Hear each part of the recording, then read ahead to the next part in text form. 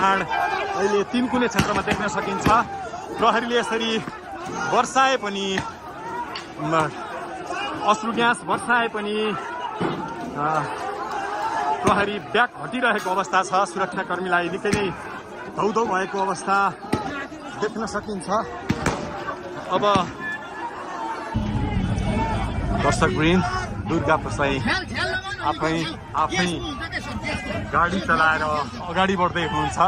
निकै नै अप्रिय अवस्था देख्न सक्छौँ हामी। यहाँ प्रहरीले अश्रु ग्यास चलाएको छ।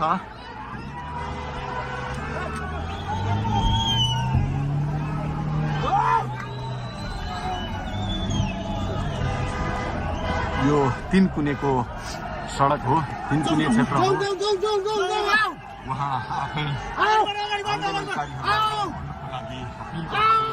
आफै गाडी चलाउँदै अगाडि बढिराख्नु भएको छ।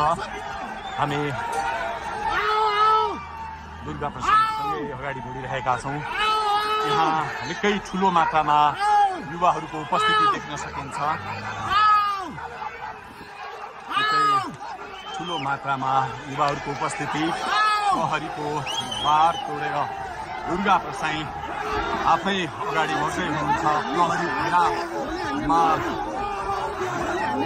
प्रहरीलाई गाडीले पेलेर दुर्गा प्रसाई अगाडि बढ्दै हुनुहुन्छ। हामी दुर्गा प्रसाईसँगै अगाडि बढ्दैछौँ। जहाँ कसैले रोक्न सक्ने अवस्था छैन। दर्शकले प्रहरीलाई दुर्गा प्रसाई पेलेर अगाडि बढिरहेको भएको छ।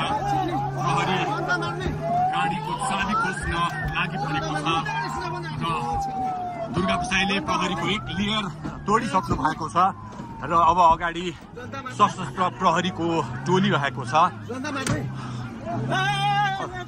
उहाँ अगाडि बढिराख्नु भएको छ। यो गाडीमाथि प्रहरीले अन्धाधुन्दा लाठीचार्ज गरिरहेको छ। तपाईँ देख्न सक्नुहुन्छ दुर्गा प्रसाईको गाडीलाई प्रहरीले रोकिराखेको अवस्था। उहाँले यो प्रहरीका सम्पूर्ण सुरक्षा घेरा तोडेर दुर्गा प्रसाई अगाडि बढ्नु भएको छ र यति बेला 3 कुनेको यो पुलबाट अगाडि बढिसकेको छ। यो दृश्य अगाडिपट्टि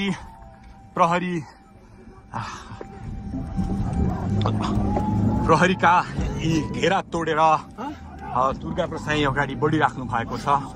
हामी दृश्य देख्न सक्छौँ।